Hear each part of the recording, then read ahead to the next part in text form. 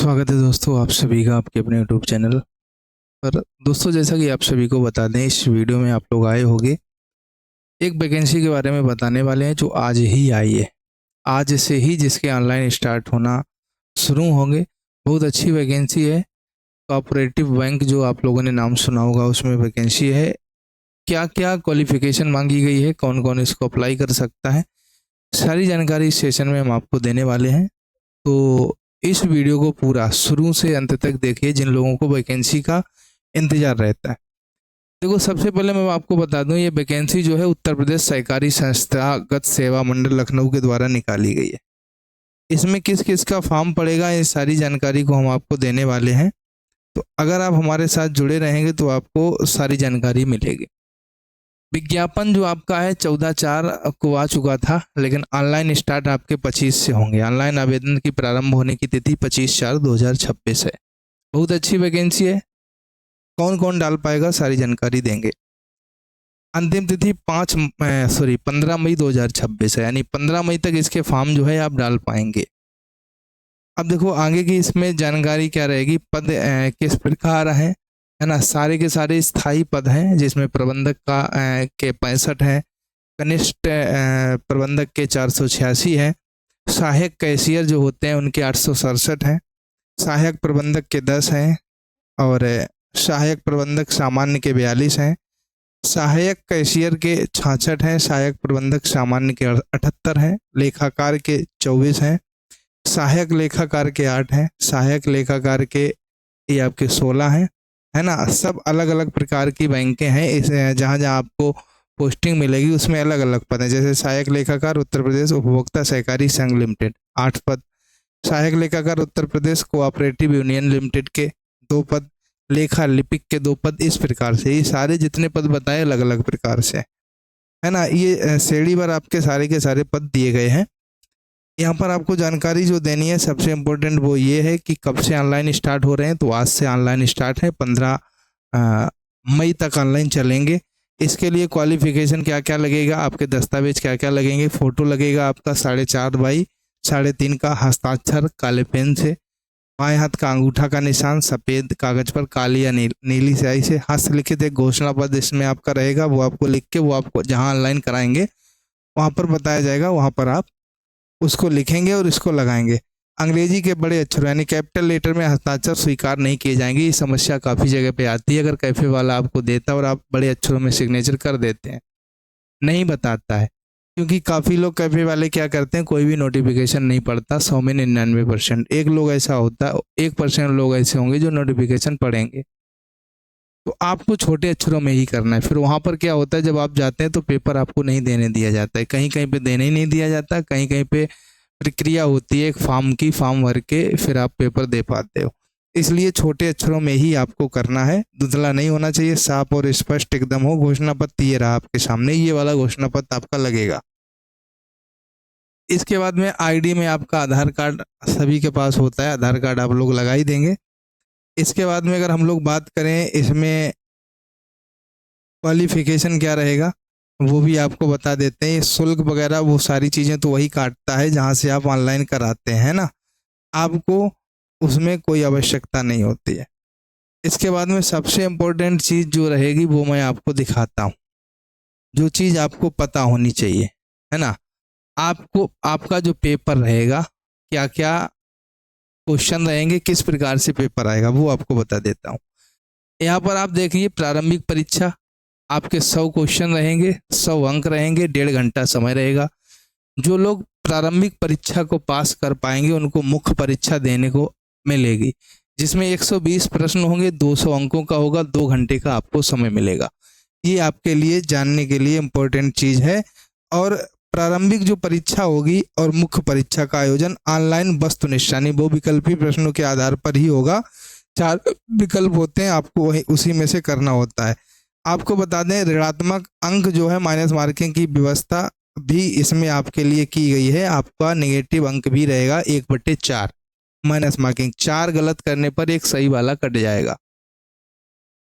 इसके बाद में और भी कई सारी जानकारी हैं जो मैं आपको यहाँ पर पॉइंट टू पॉइंट बता दूंगा, जिससे आपको कोई दिक्कत ना हो, है ना। तो ये सारी चीज़ें हो गई जो मैंने आपको बताई। इसके बाद में शैक्षिक योग्यता के बारे में हम लोग चर्चा करेंगे कि आपको क्या क्या डॉक्यूमेंट यहाँ पर आपसे मांगे गए, है ना। फीस की अगर हम लोग बात करें, फीस कितनी रहेगी तो सभी लोग देख लेते हैं। पूरा नोटिफिकेशन है, कोई अलग से मैं नहीं लेके आया हूँ इसको। अगर अनारक्षित यानी जनरल और पिछड़ा वर्ग की बात करें तो 500 रुपये लगेगी, और उत्तर प्रदेश राज्य के अनुसूचित जाति और अनुसूचित जनजाति वालों से 250 रुपये लगेगी।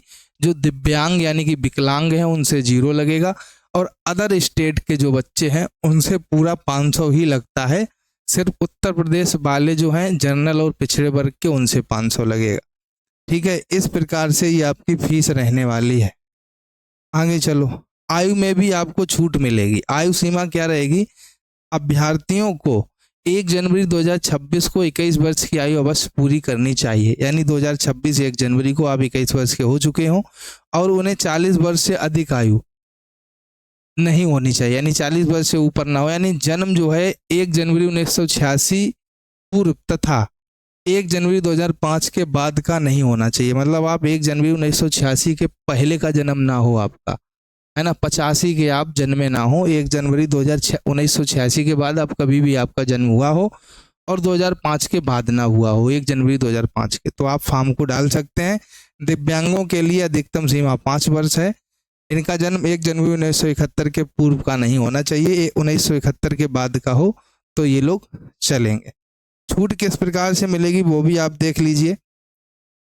उत्तर प्रदेश के अनुसूचित जाति, उत्तर प्रदेश के अनुसूचित जनजाति, उत्तर प्रदेश के अन्य पिछड़े वर्ग के अभ्यर्थियों, उत्तर प्रदेश के वर्गीकृत खेलों के उत्कृष्ट खिलाड़ियों, उत्तर प्रदेश राज्य सरकार के राजकीय कर्मचारी, उत्तर प्रदेश बेसिक शिक्षा परिषदीय शिक्षक से क्षेत्रेतर कर्मचारियों तथा उत्तर प्रदेश के अनुदानित माध्यमिक विद्यालयों में कार्यरत शिक्षक कर्मचारियों के लिए अधिकतम आयु सीमा में 5 वर्ष की छूट अनुमन्य है, और उनका जन्म 1 जनवरी 1981 के पूर्व का ना हो। उत्तर प्रदेश राज्य के जो दिव्यांग हैं उनको 15 वर्ष की छूट है। उत्तर प्रदेश के आपात कमीशन प्राप्त अधिकारी, अल्पकालिक प्राप्त अधिकारी, भूतपूर्व सैनिक, इन सभी लोगों को 3 वर्ष की आयु में छूट दी जा रही है। तो इस प्रकार से आपको आयु में छूट भी रहेगी। जनरल वालों के लिए छूट नहीं है, बाद बाकी हर किसी के लिए छूट है थोड़ा थोड़ा। इसके बाद में अगर हम लोग बात करें तो वेतन इसका बहुत ज़्यादा होता है। आपको लगभग वेतनमान आपका 34,000, अधिकतम 88,000 तक है।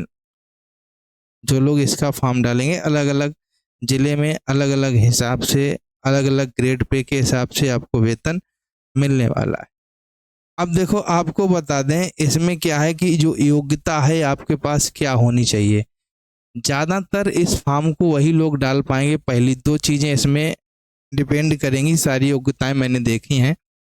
ज़्यादातर जो फॉर्म ये जो पद हैं जो बीटेक वाले हैं, टेक्निकल बंदे जितने भी हैं उन लोगों के लिए हैं।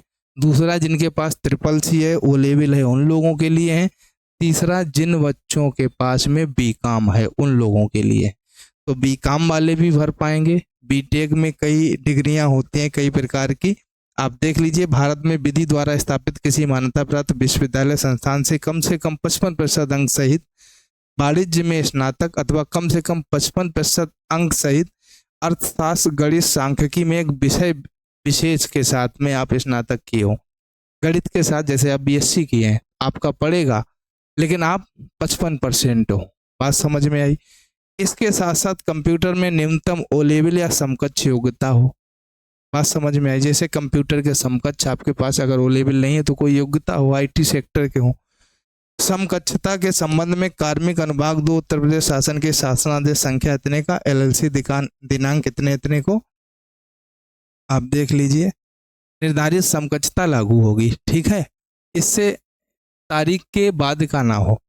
भारत में विधि द्वारा स्थापित किसी मान्यता प्राप्त विश्वविद्यालय से कम 55% अंक अथवा समकक्ष ग्रेड के साथ बीटेक या BE, computer science, IT, BCA, MCA, है ना। हमने आपसे क्या कहा, जितने भी IT सेक्टर के बंदे हैं उनके लिए, बैंकिंग से जुड़ी आपके पास कोई डिग्री हो, बीकॉम है, अगर आप BSc भी किए हैं पड़ जाएगा, गणित से हैं पड़ जाएगा आपका फॉर्म, लेकिन 55% अंक हो, उसके साथ आपके पास O लेवल डिप्लोमा होना चाहिए। कई में ओ लेवल के अलावा ट्रिपल सी भी मांगा गया है। अगर आपके पास में ट्रिपल सी है तो आपके पास में ट्रिपल सी होना चाहिए। तो ये वैकेंसी है, बहुत अच्छी है। अगर आप लोग देखो, आपको दिखाते हैं, ट्रिपल सी मांगा गया है ना।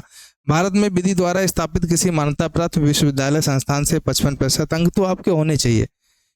स्नातक की उपाधि एवं राष्ट्रीय इलेक्ट्रॉनिक एवं सूचना प्रौद्योगिकी संस्थान यानी नाइलेट या उसके समकक्ष संस्था द्वारा निर्गत कंप्यूटर परिचालन में ट्रिपल सी का उच्च स्तर का प्रमाण पत्र हो। बात समझ में आई? तो आप लोग इसमें वही फॉर्म डाल पाएंगे, हर बच्चा नहीं डाल पाएगा। जो बीएससी वाला है, मैथ्स से है, 55% अंक हैं, ट्रिपल सी या ओ लेवल आपके पास डिप्लोमा होना चाहिए, पहली चीज।